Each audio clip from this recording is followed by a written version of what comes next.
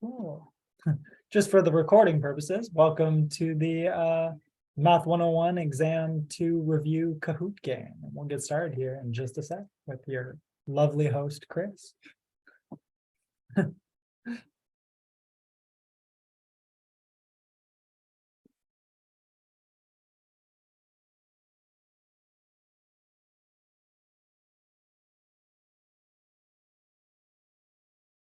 All right, then let's get started. If you haven't already, go ahead and create your little account and log in with the number. I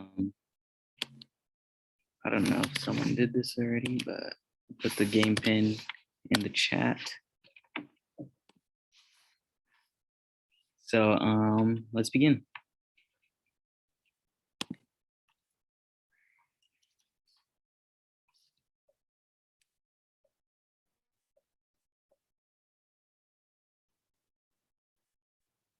So given there are 28 grams in an ounce, how much is greater, 180 grams or 6 ounces?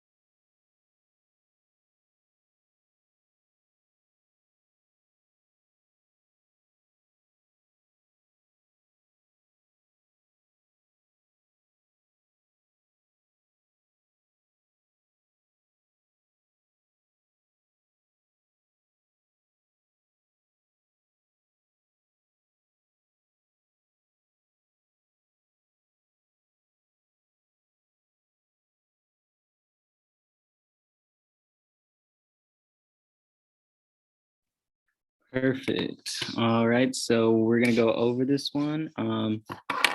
It's like some of you guys did get it right, but a few of you guys did get it wrong. So let's see what went wrong in the process. I'm gonna go ahead and stop sharing from my computer and try to share my iPad screen really quick. 1 second. Okay. Wait, is it sharing can you guys see like the writing and stuff? Okay. Yeah, we can see it. All right, perfect. So given there are 28 grams in an ounce, how much is greater, 180 grams or 6 ounces? Sorry about my sloppy handwriting. My pencil actually died, so I had to use my finger. But anyway, we know that 28 grams equals 1 ounce as indicated right here. Actually, let me get my highlighter going. Okay, so 28 grams is equal to 1 ounce. We know that it's given in the information in the question. So how are we going to decide which one's bigger, 180 grams or 6 ounces? Well, the first step I would do would be to convert 100 grams into ounces, because we're already given ounces. We're given how many grams is in an ounce. Therefore, we can convert that 180 grams into ounces. So what I'm going to do here is I know that 180 grams for every, or 180 grams, and for every 28 grams, there's 1 ounce. So essentially treat these lines in the sense like multiplication, like going across is multiplication, but the line right here is division. So vertical lines equal multiplication, horizontal lines equals division. I set it up with these lines just so my units stay the same. When you're doing unit conversion problems, you always want to keep track of your units. If I had flipped, if I put 1 ounce down here and 28 grams up here, that wouldn't make sense because my units, they wouldn't cancel out. So I have to do grams, 180 grams up here. And if I want to convert to ounces and be left with ounces, then I'm gonna put my ounces at the top. So I know intuitively that 28 grams is in an ounce. And I also know that I wanna cancel out the grams. So I'm gonna do 180 times 1/28 essentially. So 180 times 1/28, because for every 1 ounce, there's 28 grams, we would get 6.4 ounces. So if you guys didn't understand the math really quick, just 180 times 1 equals 180, and then you would divide by 28, and 28 goes into 186.4 times. Does anyone have any questions on that?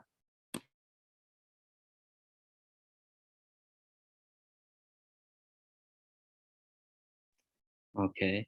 If you think of a question, just feel free to interrupt. All questions are good questions. Okay. Love it. All questions are good questions. So I'm gonna go ahead and share the Kahoot again. Let's keep it going. So, wait. There it is.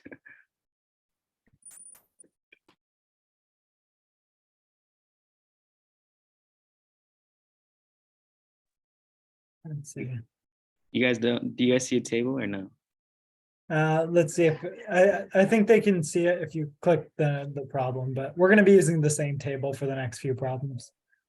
So find the net change between 2000 and 2010. So let's see. Can you zoom in on that? Okay, so 2000 goes with 20, and then 2010 goes with 40. Okay. I'm gonna zoom out just a little so you guys can see the answer choices. Cool. That looks good. Sorry, I need to make these bigger, I realize.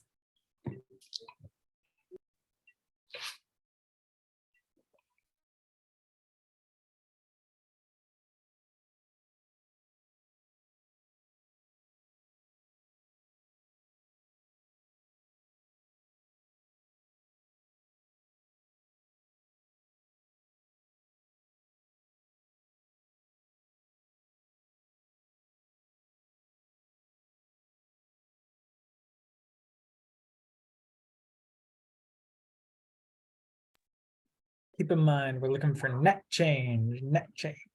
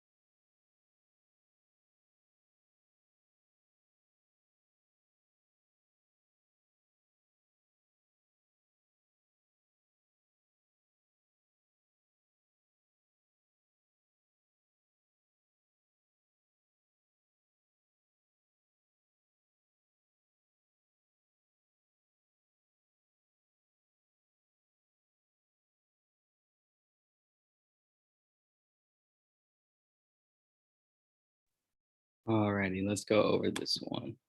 Go ahead and stop sharing on this side, and then share my screen.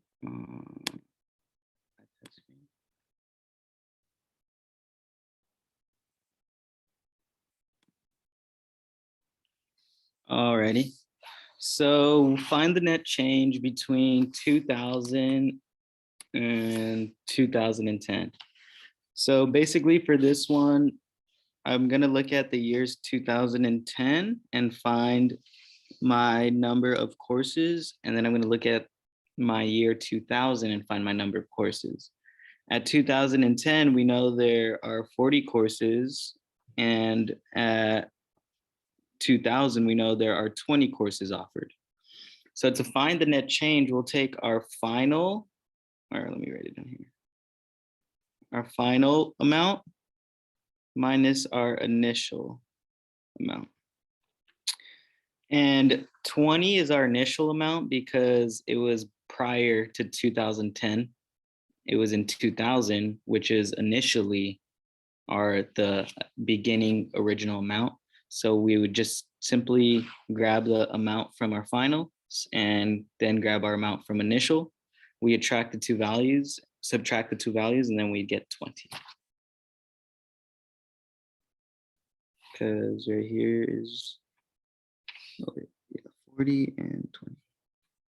So then final, initial, the formula is final minus initial, which should be 40 minus 20 equals 20. If you guys have any questions, please feel free to ask. Yeah, and this space is just for you, so feel free to unmute yourself and ask. Feel free to send us a question in the chat. However, we want to make sure we're answering your questions and helping you out. So, keep on keeping on, Chris. Perfect. All right, so if there are no questions, I'm going to continue on. I'm going to stop sharing my iPad. And then go ahead and share. So far. All right, zoom out a little.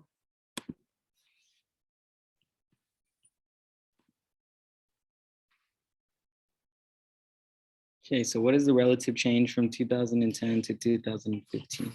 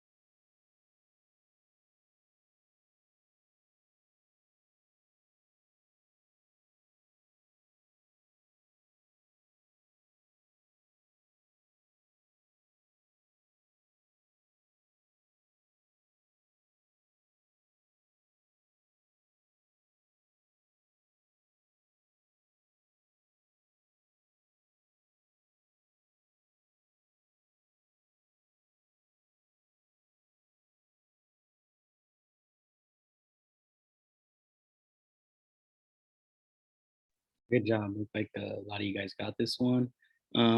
Let's go over it just for those who couldn't understand it. So let me go ahead and stop sharing.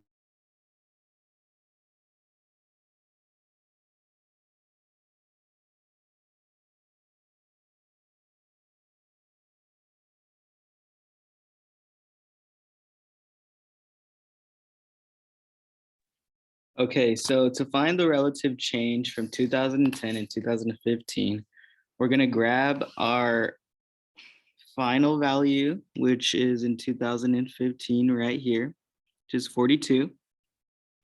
We're going to do final minus our initial value, which was in 2010, which was 40. So we're going to do final minus initial, and then we're going to divide by our final amount, essentially. I mean, so my bad. Oh, yeah, our final amount. So then it would be, oh no, I'm so sorry. Initial amount. Keep messing up. Sorry, guys. So then what we're doing here is we're doing final minus initial. So 42, this should be 40 right here. 42 minus 40, all divided by 40. 42 minus 40 equals 2. And then we're going to divide that by our initial amount, which was 40. If we put 2 divided by 40 in our calculators, we would get 0.05. Can also essentially do it by hand, but I'm sure you guys know how to do that. If you guys have any questions, please ask now. Essentially, the important one with relative change is just remembering this formula. If you could remember this formula, then you could remember how to do the problem. Yeah, and the verbiage relative change is how is it changing relative to my initial amount? So that's how I remember that initial is on bottom. Because it's saying, okay, how am I changing relatively to my starting point? So yeah, I got a question in the chat about that. All right, let's continue.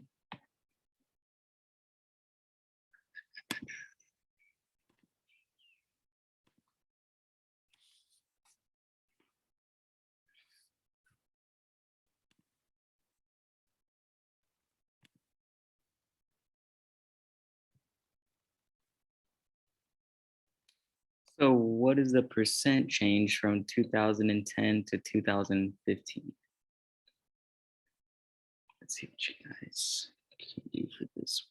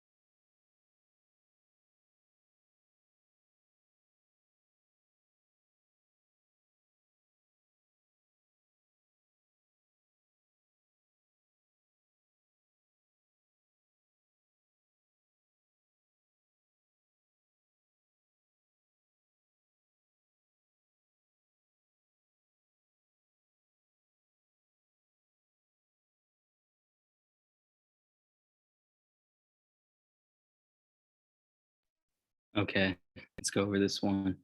Go ahead and stop sharing here. Share screen, iPad.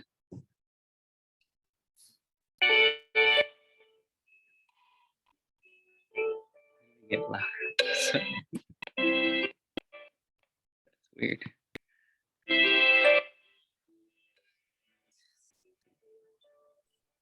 What is I don't know, 1 second.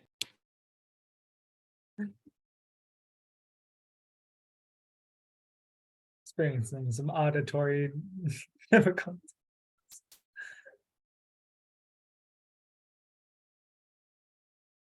1 second, let me just try to figure something out.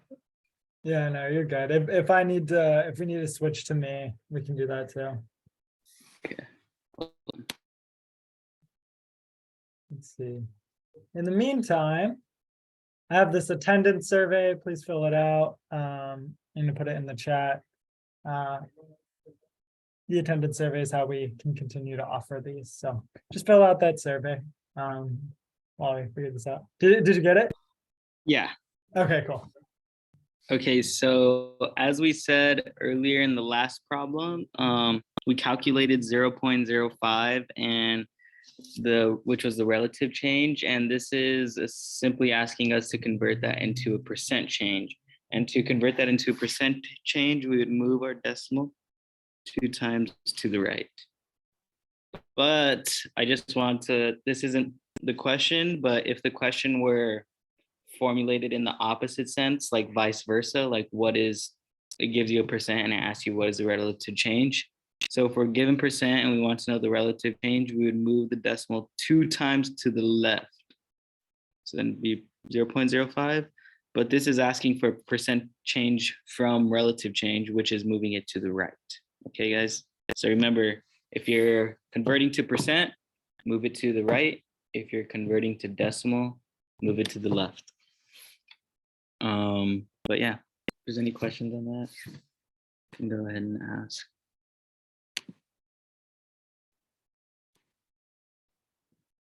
All right, if not, we'll just move on.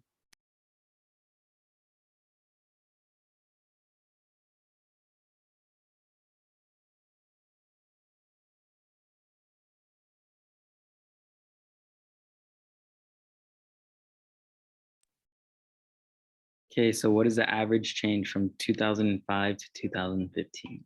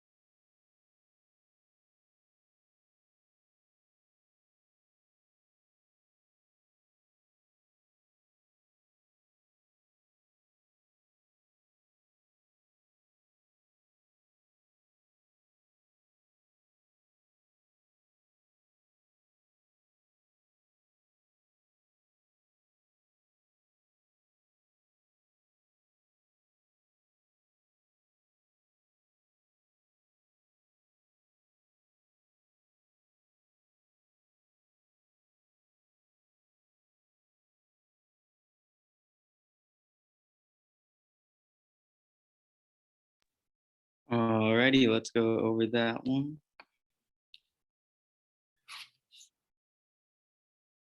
Let me stop sharing here. I'm gonna go ahead and perfect. Okay. So for average change, we want to remember this formula. The average change formula is going to be y2 minus y1 divided by x2 over x1, or divided by x2 minus x1. So we're going to get our y. Also, if you guys ever get confused on like figuring out what's your x and what's your y, your x is usually your independent variable. Actually, I shouldn't say usually. Your x is always your independent variable, like no matter what.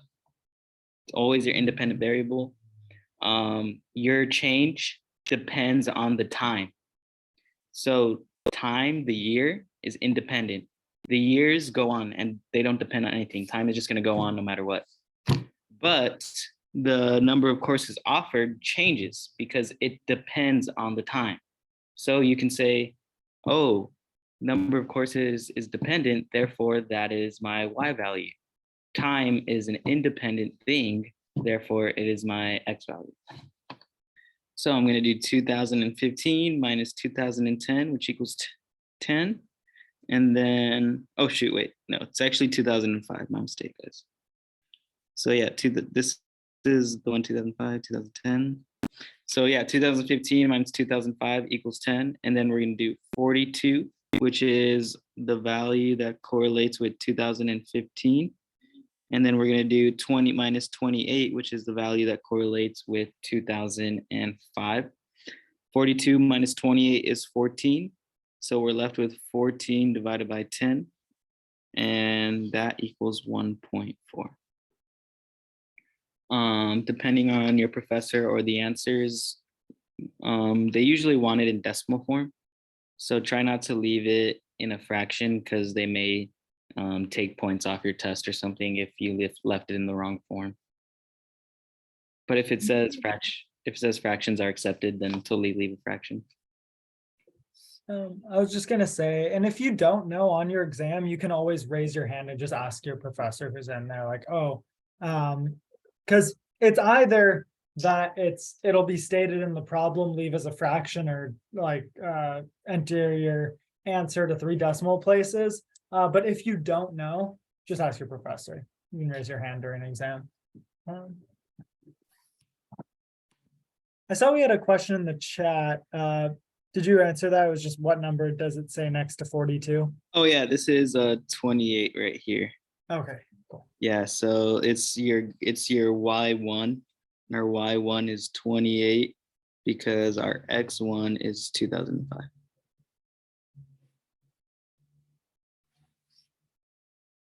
Okay, if there are no more questions, I'm gonna go ahead and stop sharing so we can try the next problem.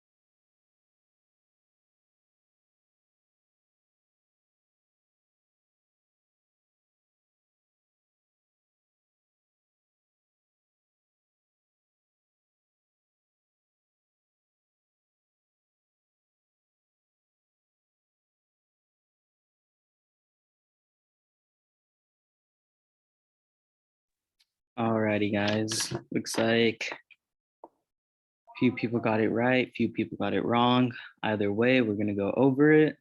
Let me go ahead and stop sharing.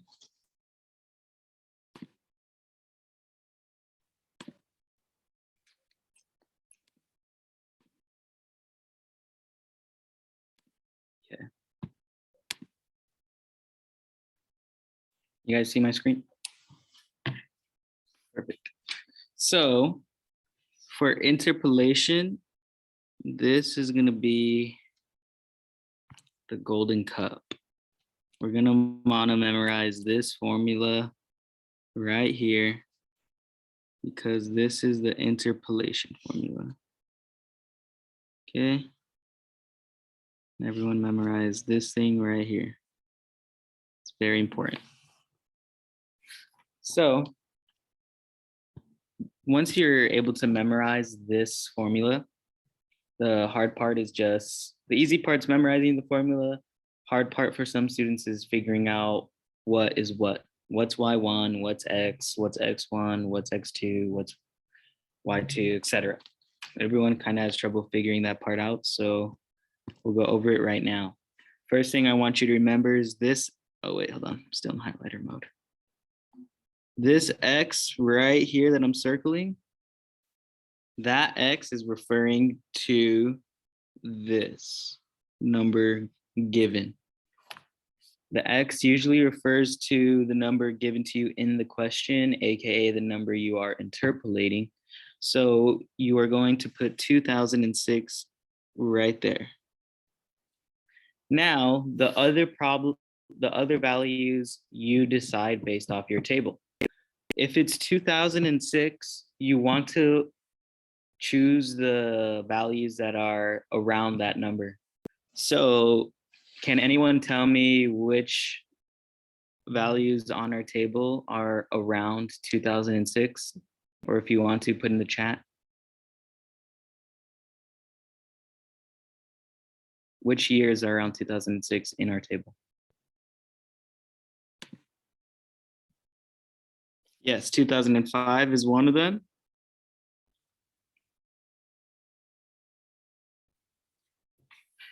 And there's another one. Yes, 2010. Good job. So years are what? They're independent. You don't have to say it. Years are independent.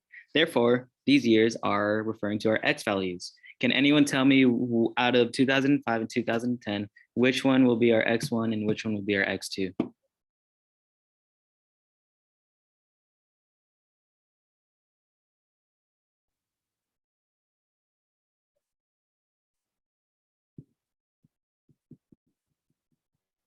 So does anyone know which one is the x1 and which one is the x2? It's okay if you guess, because if you guess wrong, I'm just going to tell you the answer after. I'm seeing some guesses in the chat. 2005. Oh, no, those are from the earlier question I asked. Oh, sorry. Yeah, so 2005 is x1. Thank you, Macy. Yes, so 2005 is our x1. The reason why is because, like I said earlier, we are interpolating 2006, so that's just our x. And to interpolate it, we need to get the numbers, the x's around our 2006. So our x1 is 2005. The reason why that's our x1 is because that is our initial number about final and initial values. X1 is the initial value, aka your first value, first one that, or the, not the first, but the one prior to your interpolation. So you're going to choose 2005 because that's the initial one before 2006. So that's going to be our X1, making 2010 our X2. Can anyone tell me what the Y1 is?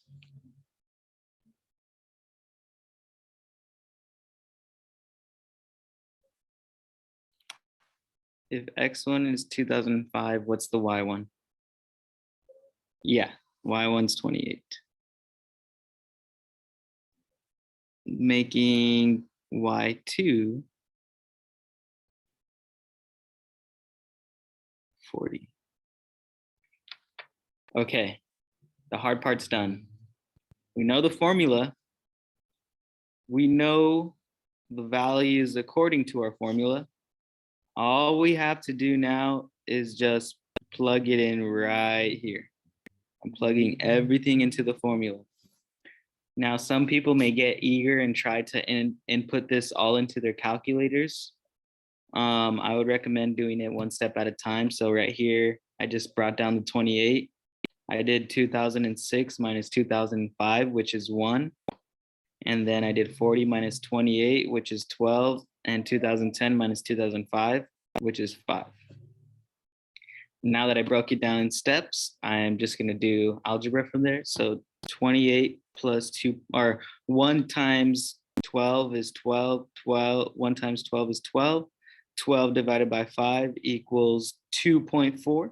So then we're going to do 28 plus 2.4, which is about, it's equal to 30.4. But in our question, as you can see, it says nearest whole class, because you're not going to have 30 point. You're not going to have half like a class offered, you know what I'm saying?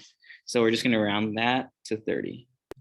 Remember, we are rounding down to 30 because anything, if it's less than 0.5, you round down. If it's greater than 0.5, or less than 0.5, you round down. If it's greater than 0.5, you round up.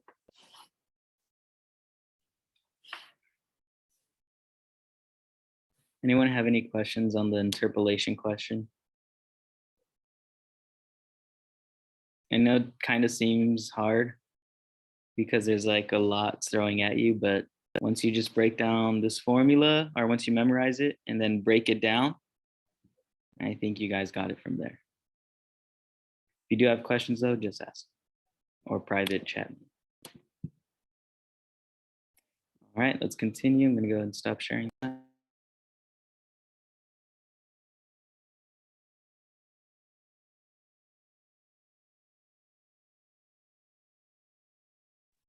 Okay.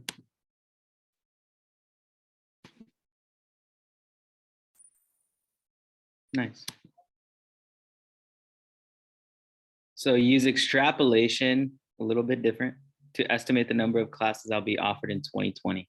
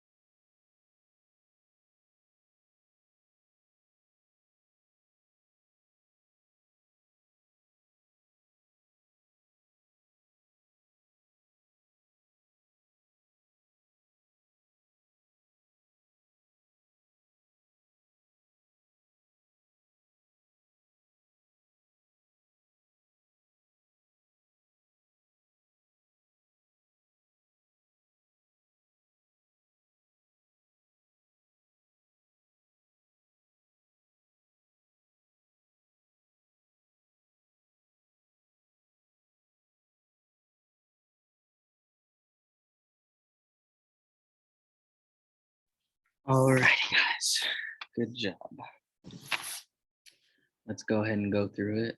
Go ahead and stop sharing on this side. Share iPad screen.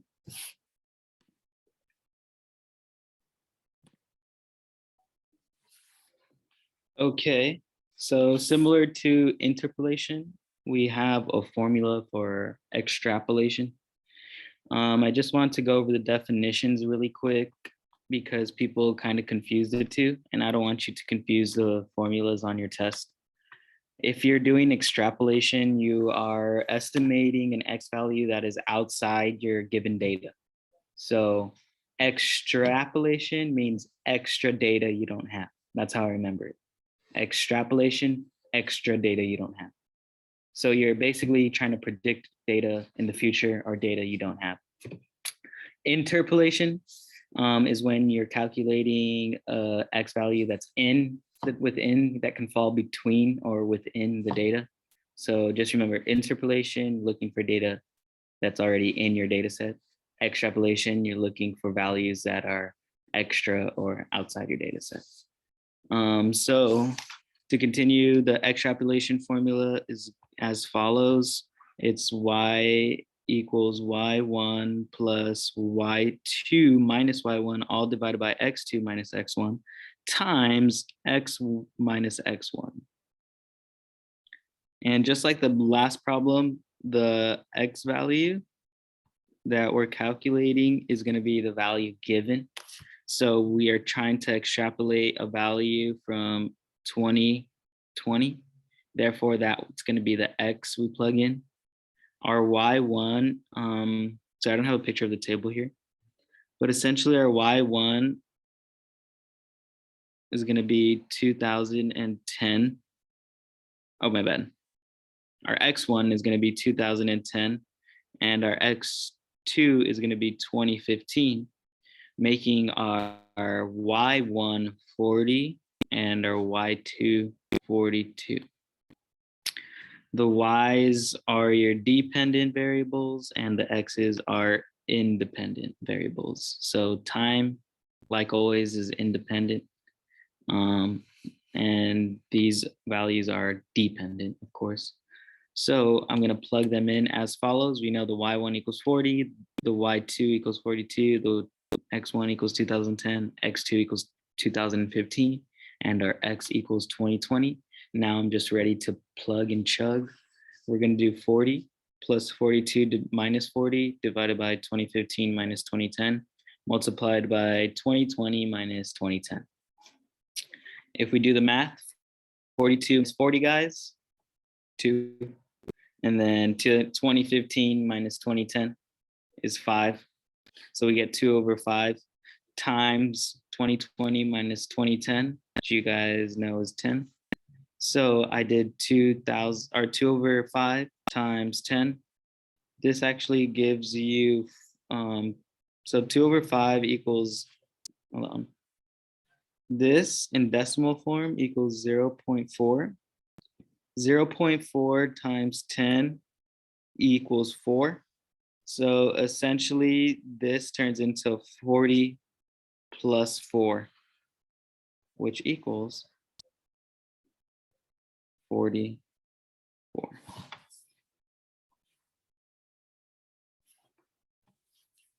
Does everyone understand that? If you don't understand, please just go ahead and ask or message me or just message everything. Yeah, so another way to look at this problem is essentially we can like kind of say that we're doing we can just say that y1 plus r, this right here is also known the rate as the average rate of change. So we can just like multiply by your average rate of change. Average rate of change is also known as y2 minus y1 over x2 minus x1, just so you guys know. So yes, pretty much the same thing. If your professor is saying average rate of change or if in class he's saying in the formula you're going to plug in your average rate of change, that just means you're plugging in the y2 minus y1 over x2 minus x1. Does anyone have any other questions?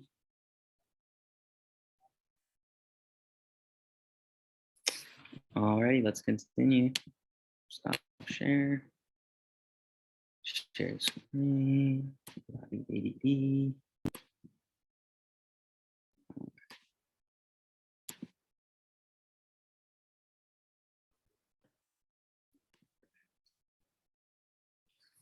Data shows the amount of hours each student studied for an exam and their score is reviewed. We have to answer the following. So use interpolation to find the predicted score of a student who studied 9 hours.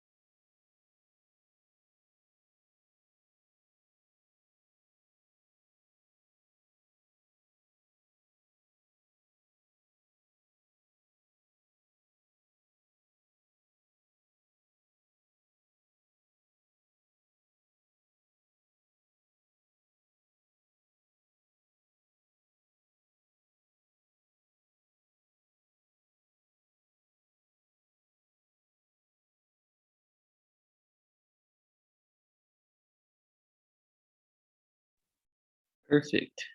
So let's go ahead and continue. Let's stop sharing here.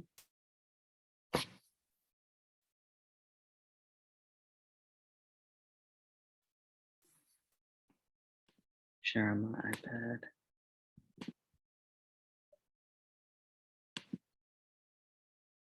Okay. So we know that we're going to use interpolation. So that means we're going to use the interpolation formula. And when we use the interpolation formula, that just means that we're doing y equals y1 plus x minus x1 all times your average rate of change. So when I do the plug and chug, I know that the y1, my y1 is going to be 75 because that's because 75 is 8 hours. Because an exam score of 75 is equivalent to 8 hours of studying. An exam score of 85 is equivalent to 10 hours of studying. And we're looking for an exam score that's right in between those two values, which would be 9 hours of studying, which is what the question is asking for.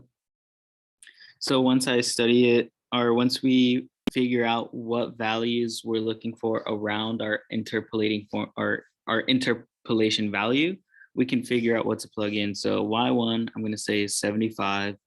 I'm going to say y2, therefore, is 85. And then I'm also going to say my x1 is 8 because that correlates with my y1. And then my x2 is going to be,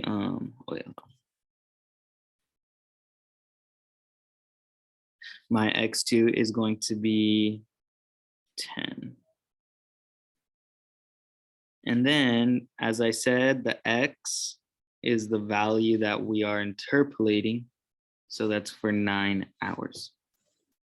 So I've just created all my values according to my table. Now the next step is plugging in. So I'm going to plug in 75 plus 1, and then 1 times 10 over 2. I got 10 over, and I got these numbers from right here. There's 9. I'm plugged in 9 right here, plugged in 8 right here, and then you plug in 85, or well, that's kind of looking messy. You guys know what I'm saying. 75 plus 9 minus 8, which is 1, plus 85 minus 75, which is 10, and then 10 minus 8 equals 2. That gives us essentially this formula right here. So then we're going to do y equals 75 plus 1 times 5, because 10 divided by 2, or 10 over 2, is the same thing as 5. Once we do that, we're just adding. 75 plus 5 is 80, and that's, oopsies. And that's going to give us our answer right there. Does anyone have any questions on that? Oh, wait. Oh my gosh, you guys are letting me tutor this whole time without a screen. Can you guys see my screen? Yeah. Okay.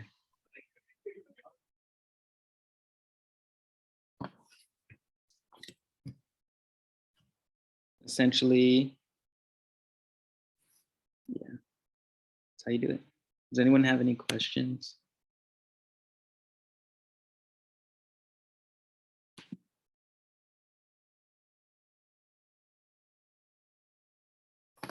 So just remember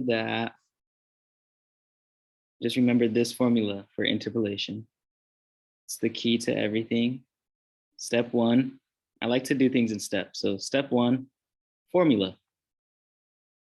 Step 2, find your values, your x and y values. And then your step 3 would be your algebra, or plugging and chugging. So once you do your formula, write it out. I'm going to get the values according to the data set. So y1 is 75, y2 is 85, x1 is 8, x2 is 10, x is 9. And then we can just plug that. We could plug that in right here. And then after that, it's just algebra. So like I said earlier, I'm just repeating it because my screen didn't load earlier. 75 plus 9 minus 8, which is 1, and then 85 minus 75, which is 10, and then 10 minus 8, which is 2. We know 10 divided by 2 equals 5, so then we can just plug in right here. 1 stays the same. 1 times 5 is just 5. 75 plus 5 is 8.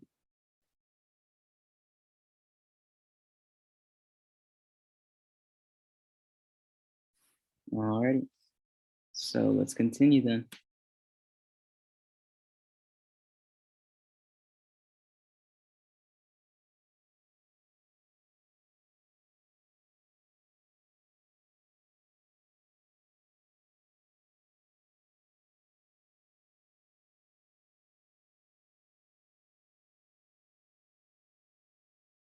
I swear, this is the last interpolation extrapolation one.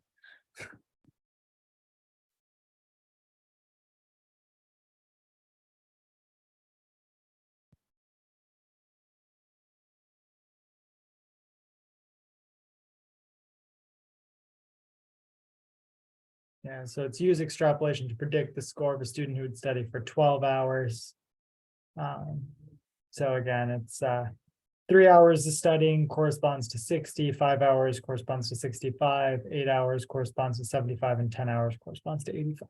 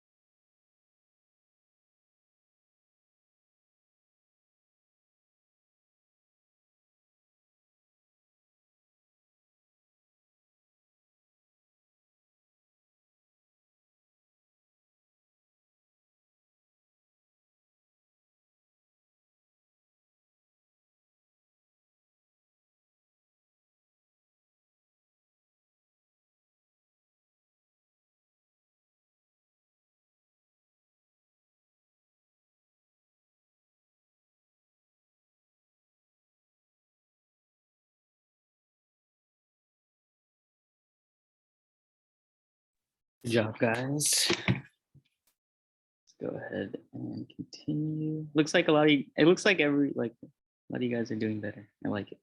We're gonna go over it still, but I'm gonna stop sharing really quick. Yeah, good job, guys.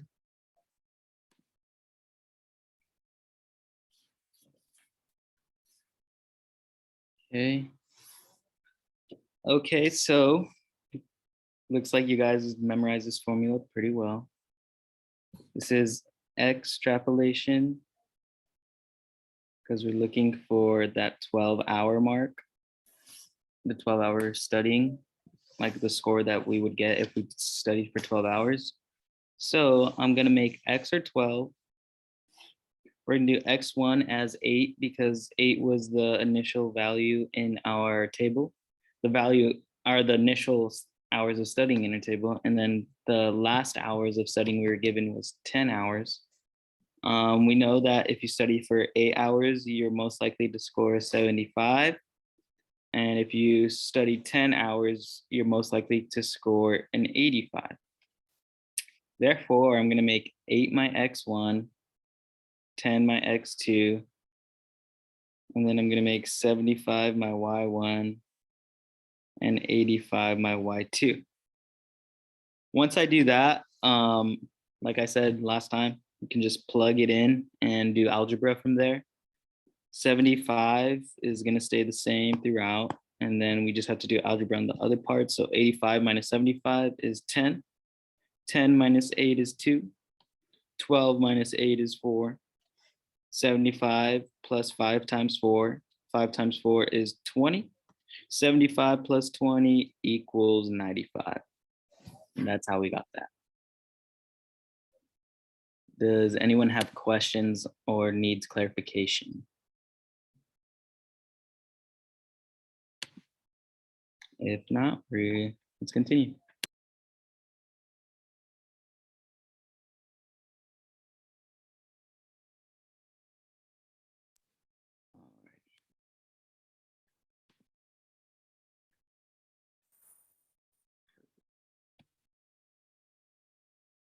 So this question is asking which graph represents the data in the table. Let me zoom in a little. So your answer is aligned. So like if you think this graph is the right answer, then just click top right. If you think this graph is the right answer, click top left, and so on.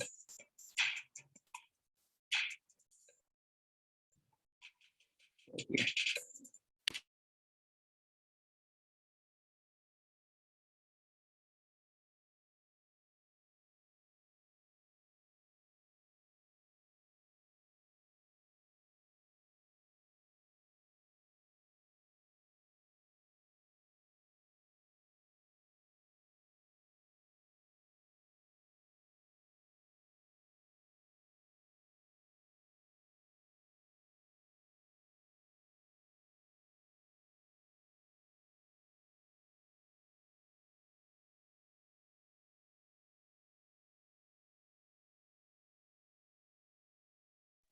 Okay, let's see.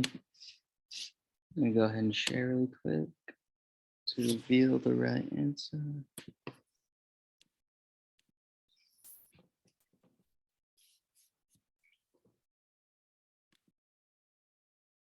So with this problem, it is a little bit confusing when if like you have trouble interpreting graphs, but essentially it was the bottom left because in that table that we were given, I don't have the table. You can't see the table on the screenshot I have here, but essentially I could just draw it out really quick. We had something along the lines of 5, 5. We had 10, 9, and then we had, oh no, we had 10, 8, my bad. 15, 9, and 20, 13. Okay, perfect. So these top values are in correspondence to the distance And then these bottom values are corresponding to the wingspan. So with this table, we can essentially figure out which graph to choose. I'm going to look at my data, my coordinates that were given, AKA the data set. So as we can see, our first coordinate is 5, 5. I'm going to look at each data set and see which ones have 5, 5. If I look at this bottom right corner, it can't be this one because there's no dot in 5, 5.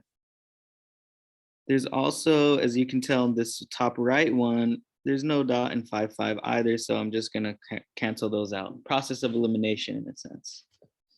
So now I'm left with these two graphs. I know that this one has 5, 5. I know that this one has 5, 5. So still don't know which one because they both have the same coordinates. Let's go on to the next coordinates, 8, 10. So 10, 10, 8, 8, these are the same too. Okay, so now we're going to keep going and looking at the coordinates. If they still look the same, then just keep looking at the coordinates going on. So 9, 15. So I'm going to go to 15 on my top one. And then, oh, this doesn't go to 9. This goes to 11. So that means this can't be it. With that being said, we can circle this bottom left answer as our correct choice because these coordinates correspond with the data given in our data table. Does everyone get that? If not, just ask or go ahead and private chat me and I'll go ahead and answer your question. But essentially, that's it. Go ahead and stop sharing now. Screen. Click next.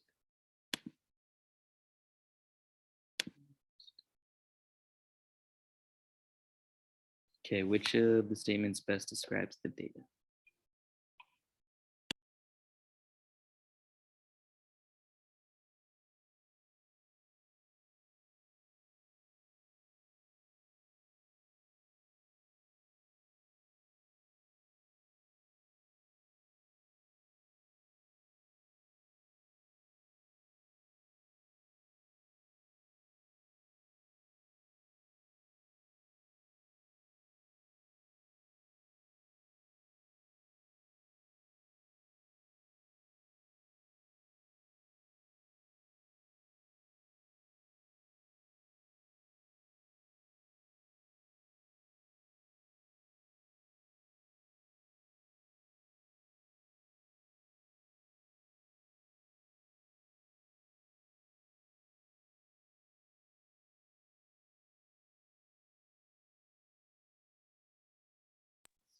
Good job, guys. Let's go ahead and go over it.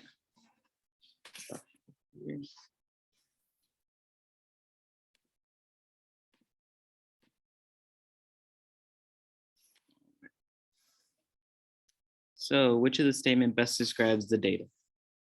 So if I look at my choices right here, at 5 hours, the trip turned back around and headed back toward home. The trip ended 10 miles from home. Well, we know the trip didn't end 10 miles from home because if we look at our graph right here, the line would have stopped right at the top. Or wait, my bad. The line would have stopped right here, actually, because that would be 10 miles from home, or would have stopped right here at 5 hours. So we know it's not the first choice. Hold on, just cross that one out. We know it's not this one, so I'm just going to cross that choice out. Let's look at our third choice. At 5 hours, the trip arrived at the top of the hill. The trip ended 10 miles from home. So we're going to go to 5 hours again, which is about right here. If we go up, it looks like at 5 hours, they're 25 miles away from home. So at 5 hours, we know they're 25 miles away from home. So we can say that this choice is also wrong. So at 5 hours, the trip arrived at the top of the hill. The trip ended back on flat land. This is also wrong. Because the trip, that doesn't even make sense. So we can just cross that one out right away. So that leaves us with answer B, aside from process of elimination, the logical thing is that we see at 5 hours the trip did turn back around and the trip ended at home because they go the same distance, or it takes them the same amount of time to get to this location, and then it takes them the same amount of time to go back home. So we can say that at 5 hours, they got here, the trip turned around and they headed back home and ended up back at home. Does everyone understand that? I know it's kind of weird because you're kind of changing a table into words, but if you just really pay attention to the table, it's pretty intuitive. Alrighty, let's continue.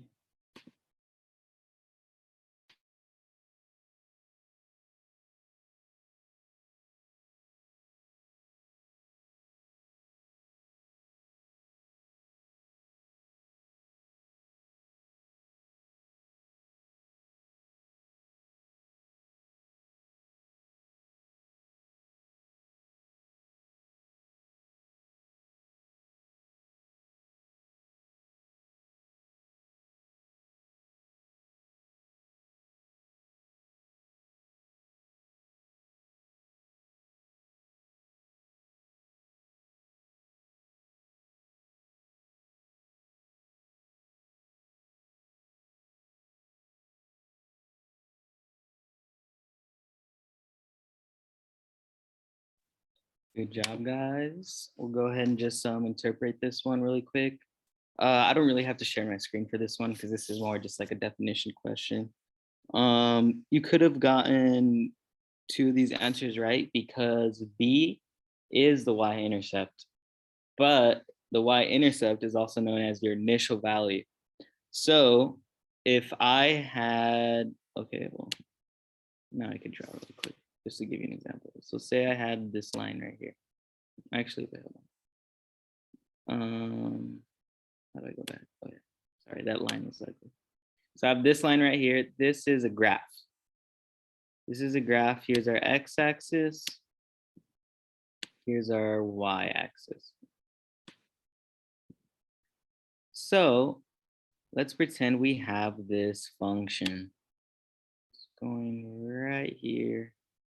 And it's an infinite function. So I'm going to draw arrows going infinitely to the positive area and infinitely toward the negative area.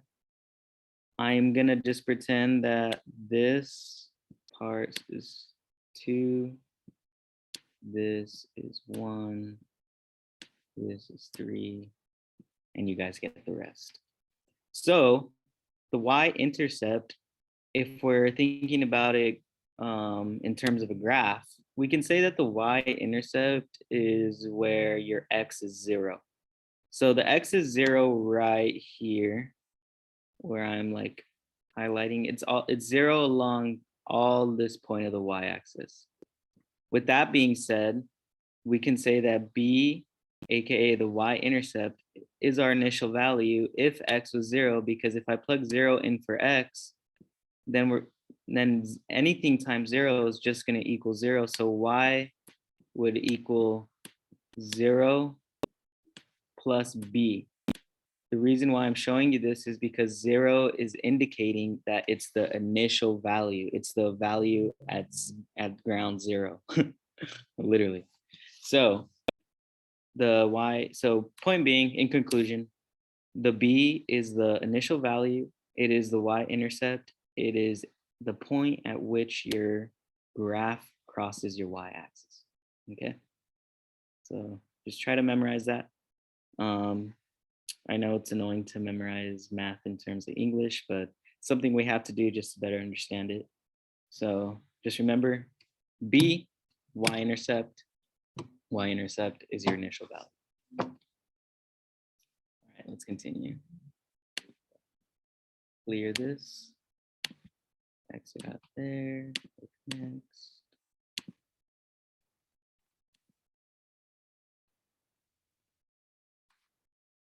So now this is asking what is the m.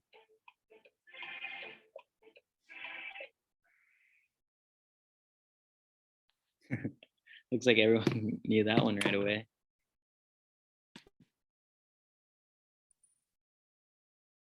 Alrighty, good job, guys.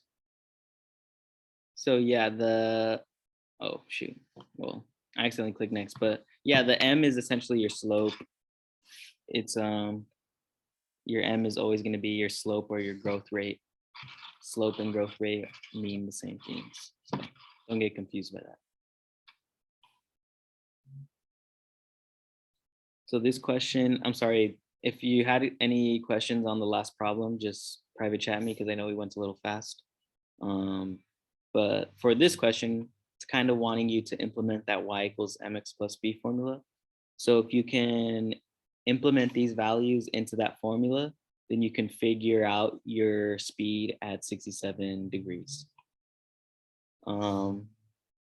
Essentially, you know that at 0 degrees, the speed of sound is 1,052.3 feet per second. But for every 1 degree in temperature increase, the speed of sound goes up by 1.1 feet per second. So sounds confusing, I know, but just think of your formula.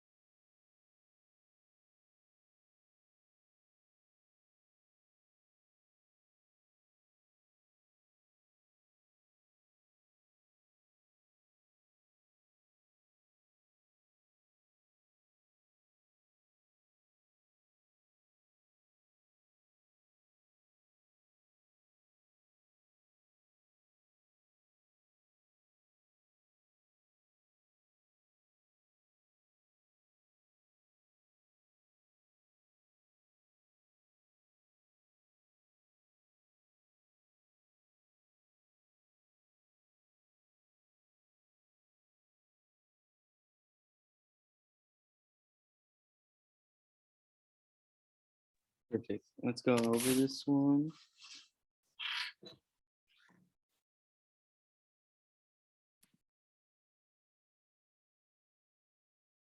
Share screen, share. Okay. So,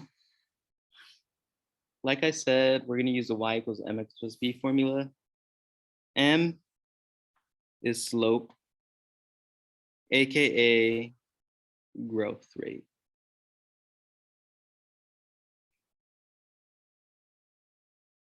You guys get it.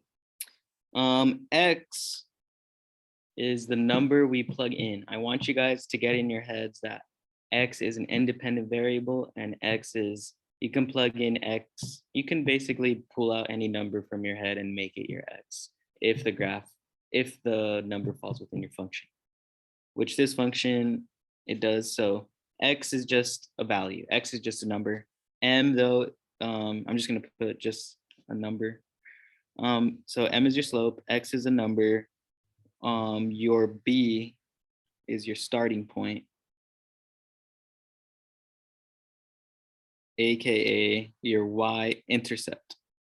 Remember when I was telling you guys earlier that your Y intercept is the point at which your line crosses the Y axis, and that's going to be when your X equals 0. So in this case, the temperature would be our X, and the Y is referring to the speed of sound. So we know at 0 degrees, so if I drew this graph and I had X as my temp and Y as my, oopsies, Y as my speed, then it's easy to just go like, it's really easy to just pretty much pretend like we're plotting it on here.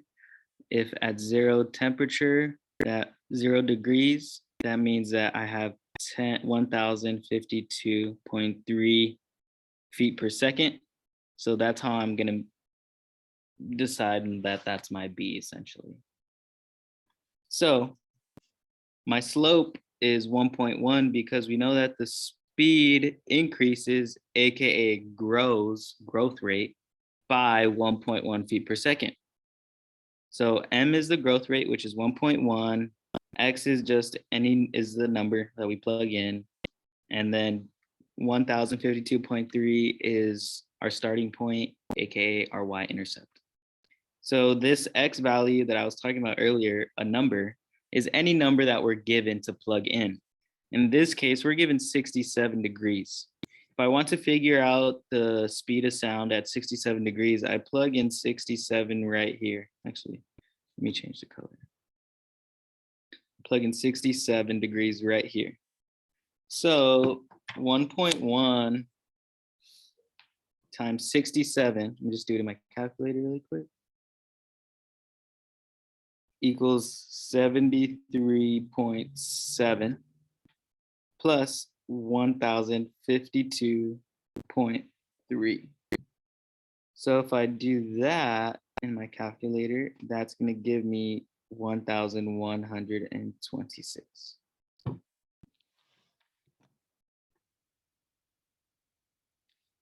Anyone have any questions on that?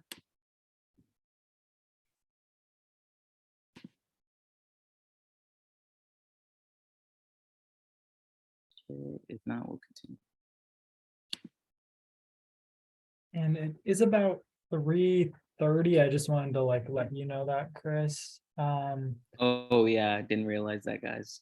Yeah, just to let people know, we'll be going through the same Kahoot also tomorrow. I'm going to send out an email that'll be from 4 to 5:30 tomorrow. If you want to practice like these same questions. Otherwise, I hope this was valuable in that you kind of saw some of the problems that you need to work on. You saw where you were more confident. So either way, you got that practice in. Other things to practice are things like half-life and more of those linear change problems that Chris was working on. I will send an asynchronous version of this Kahoot along with the recording tonight. So if you want to reference this or play the Kahoot by yourself for more practice, you can do that. Yeah, anything you'd like to say, Chris? I just want to say good job, guys. Thank you for joining us. Tell your friends in Math 101 that we do these reviews because it's really good to get people going in here and just spreading the word about tutoring. But yeah, good job today, guys, and thanks for coming in. Yeah, great participation. Other than that, if you have any questions, you can stick around and chat real quick or private chat me. If not, have a great day. And good luck.